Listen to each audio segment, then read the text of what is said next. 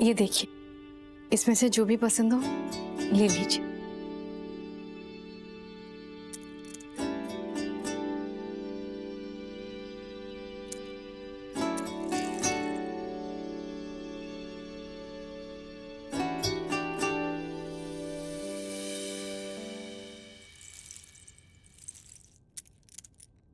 ये कंगन कितने सुंदर है दीदी, मुझ पर बहुत अच्छे लगेंगे। क्या मैं इन्हें पहन सकती हूँ? ये कंगन तो वही है जो मैंने तुम्हें दिए थे शादी के समय। इन्हें मैं हमेशा अपने पास रखती हूँ, किसी को हाथ भी नहीं लगाने देती। हाँ लाइए, मैं पहना देती हूँ।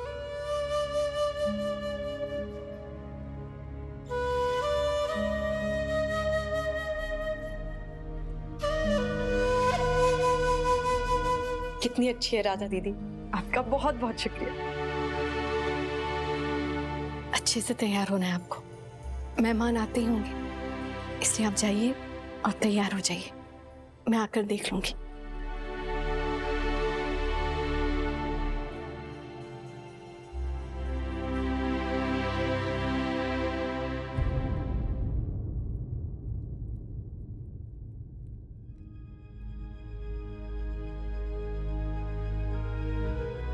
जीवन में सब कुछ अच्छा जा रहा हो तो शायद ऐसा ही डर सताने लगता है इंसान को कि कहीं कुछ गड़बड़ ना हो जाए।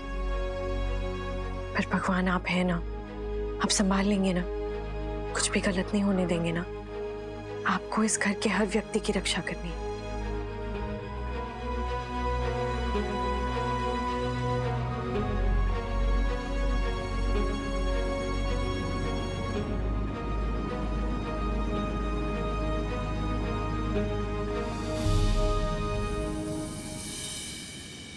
मैंने सुनी तुम्हारी प्रार्थना भगवान जगन्नाथ से। चिंता मत करो, जो होगा बहुत अच्छा होगा।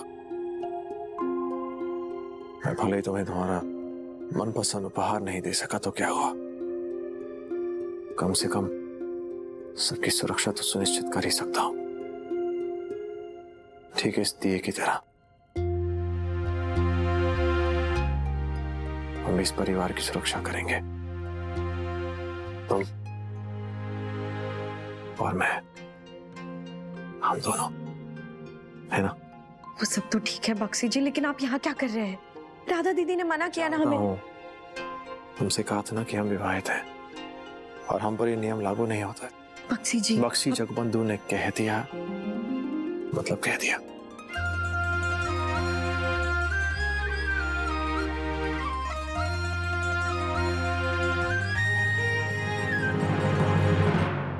कल्याणी,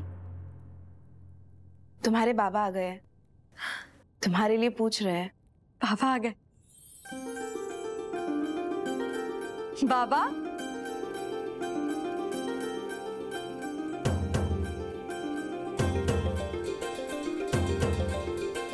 कैसे हैं आप बाबा?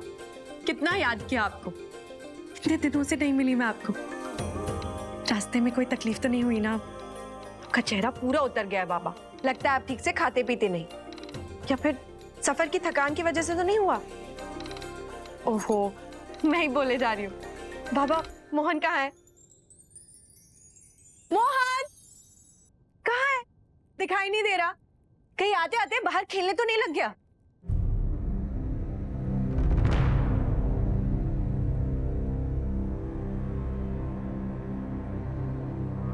बाबा, आप कुछ बोलते क्यों नहीं? क्या हुआ बाबा? सब ठीक तो है ना?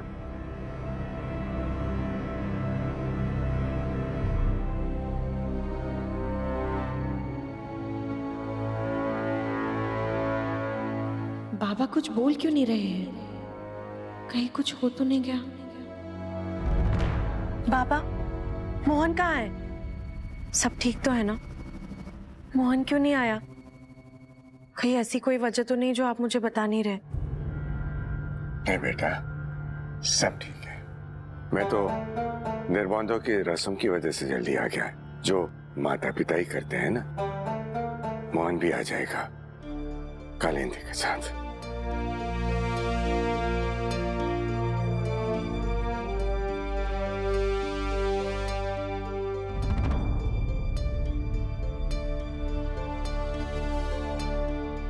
क्या हुआ है बाबा को? अब आप थोड़ी देर आराम कर लीजिए, फिर हमें निर्बंधों की रस्म के लिए बैठना होगा। जी आइए।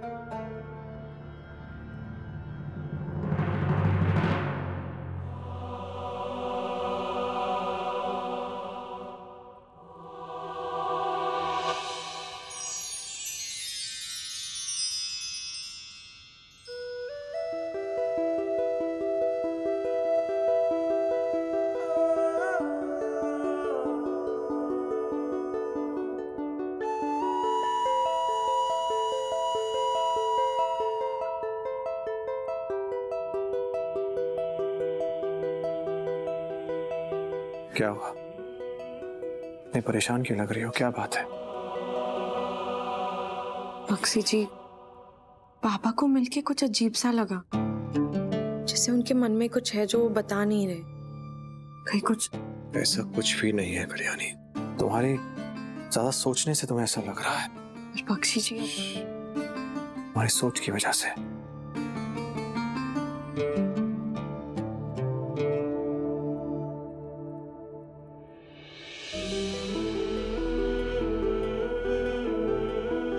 वो देखो आईने में,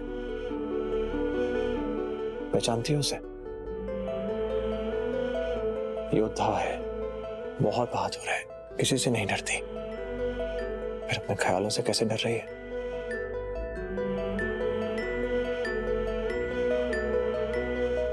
बक्सी जी, बोलिए जी। मेरे मन के शांति के लिए आप बाबा को पूछिए ना क्या हुआ है।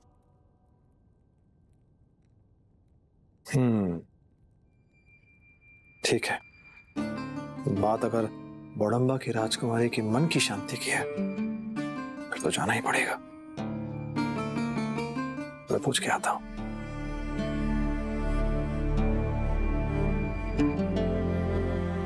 काश ये मेरे ज्यादा सोचने की वजह से ही हो, और कुछ नहीं। सुनो, लड्डू के साथ साथ बाकी की मिठाइयाँ भी तैयार करवाओ। रस्में शुरू होने से पहले सारी तैयारी हो जानी चाहिए। और हाँ, सजावट की सारी सामग्री ठीक से देख लेना, किसी बात की कमी नहीं होनी चाहिए। हाँ, कितने सारे काम बाकी हैं, सब देखना है। माँ, सब हो जाएगा, आप आके बैठिए ना। चलिए। राधा, कैसे बैठूं? शादी के काम खत्म कहाँ होते हैं? सब तो देखना पड़ता है ना, वरना ये लोग शादी तक धीरे धीरे हाथ चलाएंगे और कहीं ऊंच नीच ना हो जाए ना। सब तो देखना पड़ेगा ना मुझे। अच्छा, तुम ये काम खत्म कर लो, मैं अभी आती हूँ।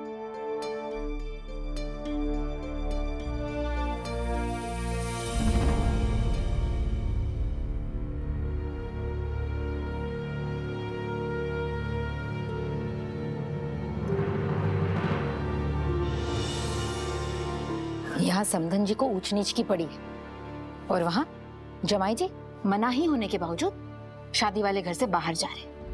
मैंने बक्सी जी को मना किया था कि शादी होने तक घर से बाहर कदम नहीं रखना है, फिर भी इस वक्त वो कहाँ बाहर जा रहे? मुझे बताया भी नहीं। कल्याणी को बताया होगा, और क्या।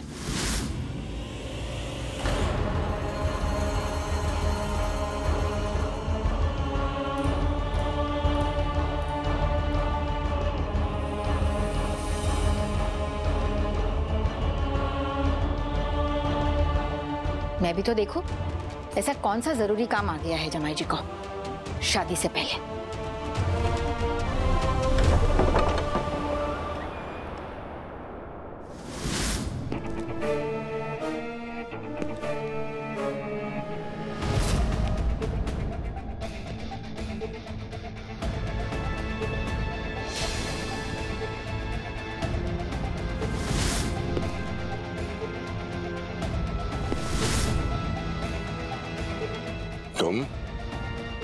वॉरेन, सर फ्लेचर का सबसे खास ऑफिसर, जिसे उन्होंने खास आपसे दोस्ती करने के लिए भेजा है। और अब तो हम दोस्त हुए ना, तो एक दोस्त के यहाँ दूसरा दोस्त कभी भी किसी भी वक्त बिना बताए आ सकता है, राइट? तो इसमें चौंकने की क्या जरूरत है, पदम मानरी?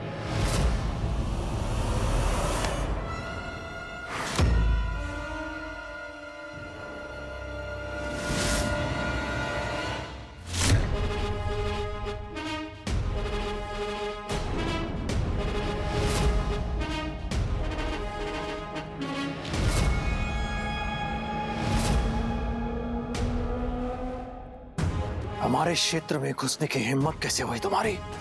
और दोस्त, हमारे दुश्मन हो, दोस्त किसे कह रहे हो तुम?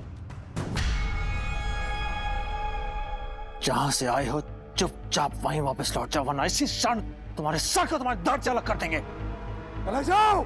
रुकिए चकबंधु जी,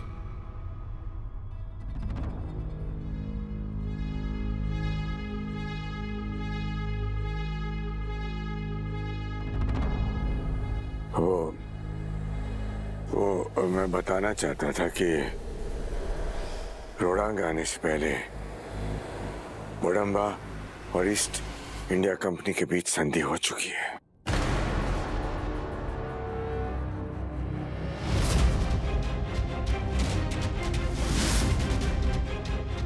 क्या?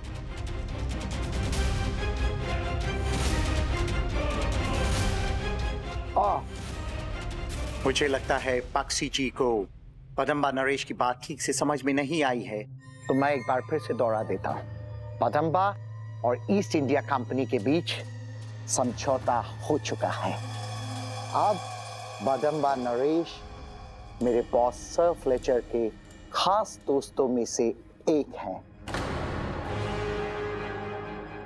मैं चलता हूं।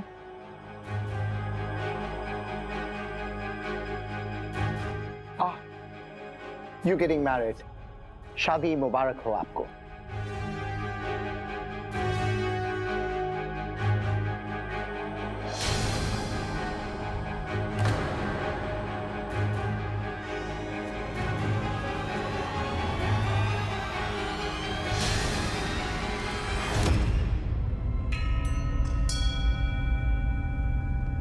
ये क्या किया आपने? जहां रोडंग और बड़म्बा दोनों मिलकर अपनी ताकत को बढ़ाकर फिरंगियों को यहां से खदेड़ने वाले थे, आपने उन्हीं से हाथ मिला लिया।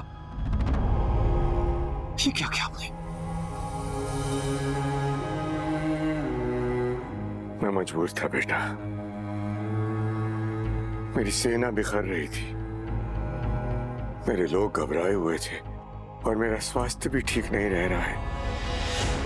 ऐसे में ईस्ट इंडिया कंपनी के जुल्मों से बचना है तो बस यही एक रास्ता था।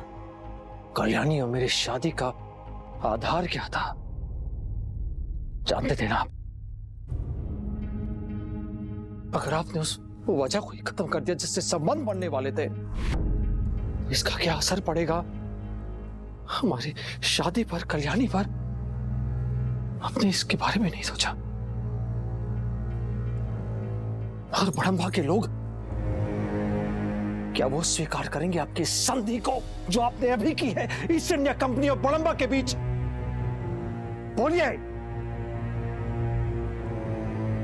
क्या जवाब? आप क्या जवाब देंगे? आपके पास कोई जवाब ही नहीं होगा।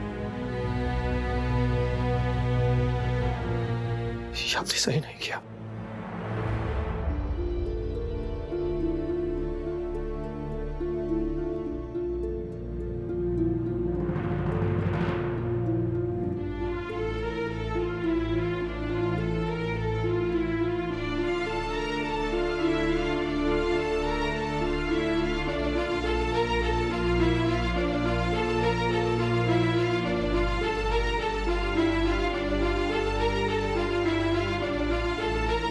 मैं कैसे बताऊं आपको चकबंधु जी कि संधि की असली वजह क्या है? कैसे बताऊं आपको को मैं मजबूर तो था ही पर कमजोर नहीं था। क्या? ये आप क्या कह रही? बड़म्बा नरेश ने फिरंगियों के साथ संधि कर ली? ये कैसे हो सकता है? हो सकता है, हो चुका है। और ये परेशान होने की बात नहीं है, बल्कि ये तो अच्छा मौका है। मौका? हाँ राधा, अब तुम ही बताओ, जमाई जी और कल्याणी का रिश्ता किस लिए हुआ था? इसीलिए ना, ताकि रोडंग और बड़म्बा मिलकर फिरंगियों के खिलाफ खड़े हो सके। अब जब बड़म्बा नरेश ने खुद ही फिरंगियों के साथ हाथ मिला लिया है, तो ना तो संधि का कोई मतलब रह गया और ना ही जमाई जी और कल्याणी के रिश्ते का। अरे अब जब नींव ही नहीं रही तो उस पे इमारत कैसे खड़ी हो सकती है? और रही बात जमाई जी की भावनाओं की, तो मुझे नहीं लगता कि इतना सब कुछ होने के बाद जमाई जी किसी ऐसे इंसान के साथ रिश्ता रखना चाहेंगे जो फिरंगियों के साथ मिले हुए हो। कल्याणी ना सही, लेकिन इसके पिता तो ईस्ट इंडिया कंपनी के साथ मिल गए हैं ना।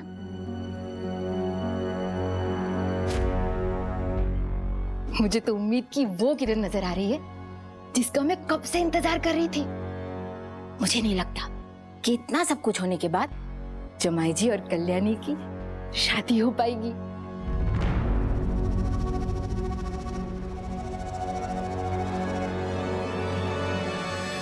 अरे वाह माँ, कैसी लग रही हूँ? कितनी खूबसूरत साड़ी है ना। बहुत सुंदर है।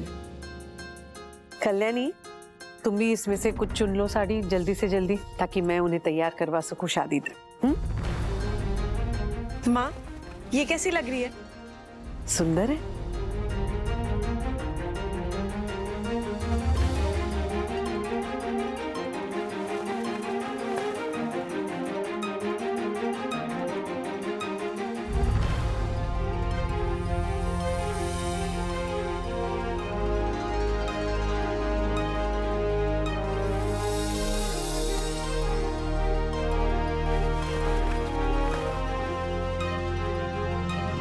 बक्सी जी, बात हुई बाबा से? क्या कहा उन्होंने? कोडम्बा और ईस्ट इंडिया कंपनी के बीच संधि हो चुकी है। ईस्ट इंडिया कंपनी के जुल्मों से बचना है तो बस यही एक रास्ता था। बताइए ना बक्सी जी।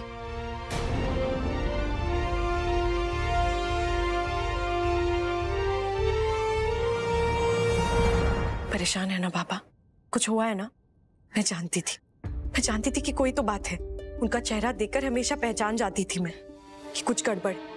इस बार उन्हें देखकर लगा जैसे कोई बड़ी बात होगी। बताइए ना बक्सी जी, क्या कहा? हाँ, तुम्हारे बाबा चिंता में तो हैं।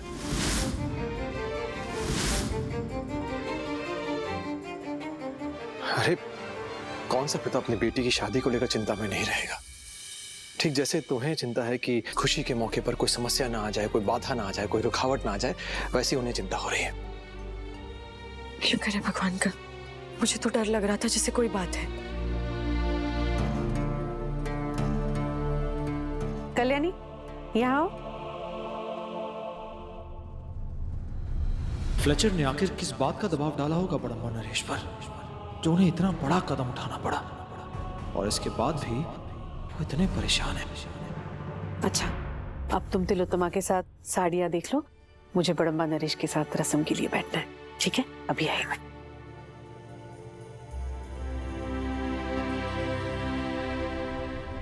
ये सही मौका है।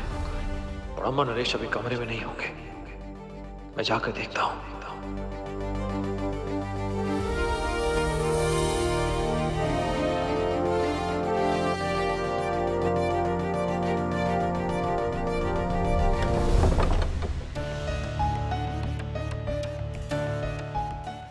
ऐसा कोई तो सुराग होगा जो ये बता सके कि बड़म्बा नरेश किस दबाव में है। कहाँ देखो।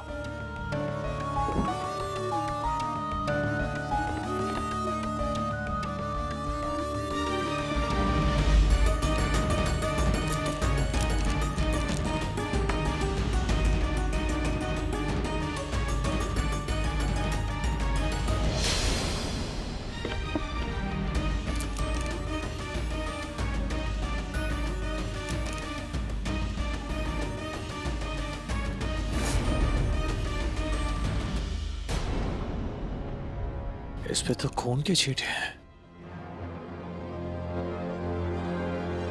झूठ बोला आपने मुझसे।